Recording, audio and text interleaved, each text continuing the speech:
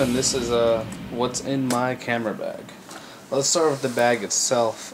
Bag I own is a Targus sling bag.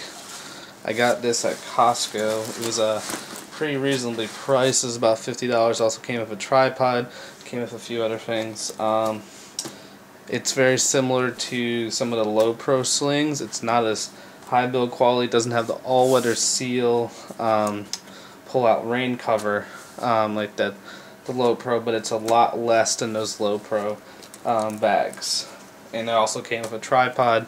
The tripod actually is pretty good build quality, surprisingly, considering that it came with this bag for the whole thing was about $50. Let's get in review into what's in my bag. Well, in the back, this little compartment here, I do keep plastic trash bag.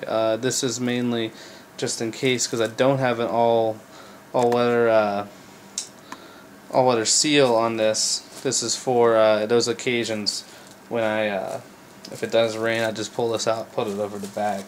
I haven't really run into that situation yet, but that's just in case. Here I have a 52mm circular polarizer. I usually don't use this, but if I ever do need it, it's in the bag anyway. So that's in that pocket. In the front pocket here is where I keep some of my accessories. As you can see right here is where the tripod would go. There's a pull-out part in the bottom, right down here where the bottom of the tripod goes, but it goes just right in the back there. I don't always carry it, but it's there in case I need to. Right here I have a remote to use the camera's ability to shoot with a remote. The battery in this right now is dead. I do need to replace that.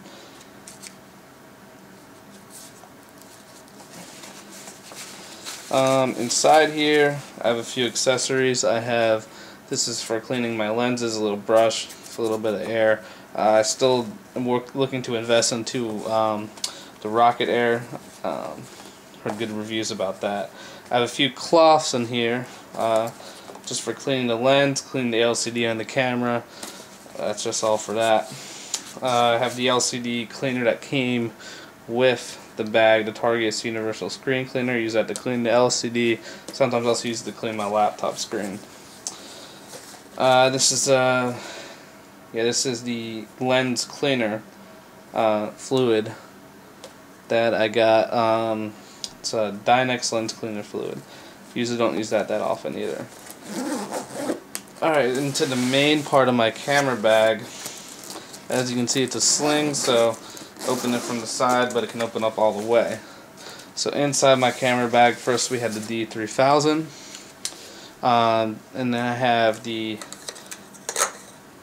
35mm 1.8G DX series lens. This is the lens that mostly stays on my camera, just because it's a great focal length because of the crop sensor and the D3000. When you put the 35mm on, it's closer to a standard 50mm. It's not quite it, but it's closer. So when using the 35, you're getting pretty much what you're seeing. It's a good walk-around lens, good everyday lens. It will do like full-size portraits, but if you want to do just a face or whatnot, it's going to be a little bit more difficult just because of the focal length. But overall, it's a good lens. I recommend this lens if you have a DX camera, just because it works really well. It has the AFS, which has the internal focusing and very quiet focusing, and it will autofocus on your D3000, 3100, 5000, any of the low-end Nikon DSLRs. So I recommend that lens, what I use almost all the time. Right behind it in the pouch, I have the charger cord, the charger for the D3000, the body cap for the D3000, and then the lens, the end of the lens cap for the 35. I always carry these around in case I'm changing lenses. I don't want anything to get into either the sensor of the camera or onto the lens It's always a good thing to protect your lenses. The pouch right next to the D3000, I have my Nikon SB-400 flash. I decided to go for the 400 flash just because I don't use flash that much. It still does have bounce features. You can control the intensity of the flash through the camera. SB-600 and whatnot, I just really don't have a need to use flash that often. I don't like using flash that often. It's just not my style of photography. So I bought a cheaper flash. Maybe eventually I'll upgrade to a different flash, but right now this is all I need. The other side next to the D3000 is the kit lens. This is the 18-55 DX VR lens, 3.5 to 5.6. I don't use this lens hardly ever now. The only time I ever use a lens, which is a very rare situation, is if I want to go all the way out to 18 millimeters on this lens. I have a very wide angle lens, but the problem is at 18 it's still 3.5. I don't have very good depth of field.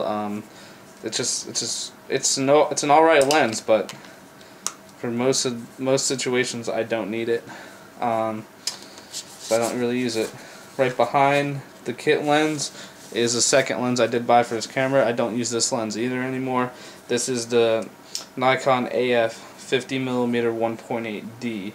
This will not autofocus on a D3000 or D5000, D3100, whatnot. This will only autofocus if you have a camera that has the internal, the motor inside the camera, motor-driven camera. And I don't know if you can see it in the video, but there's a little part right here where it needs the screw drive motor, which my camera does not have. The lens itself was only about $134, I believe. Very cheap lens. It's not too bad image quality. It's pretty good glass for what you're paying for. But the only problem is, if you're on a lower end DSLR, you're gonna have to manual focus, and there's nothing wrong with that. But the autofocusing systems right now are very good, so I recommend using autofocus. You're gonna have a better spot on focus. And then finally, the other side, the back, I have my Nikon 55-200 VR lens, DX series.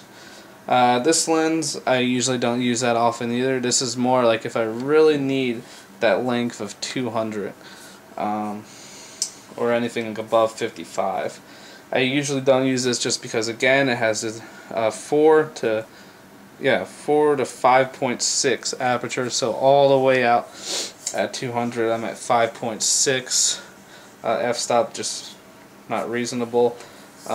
Just it's not as good build quality. Eventually I might upgrade to a better zoom lens, maybe a 70-200 eventually, but honestly I'm not usually using that focal length. It's 70-200 is going to give me not a very wide focal length, so I'm usually not going to use that. So unless I save up a lot of more money, this is what I'm sticking with right now, because I usually pull this out very rarely if I really need to get in close. But you know, with the 35, normally I'll just walk in closer. Teaches you to walk in closer. It's just overall better technique.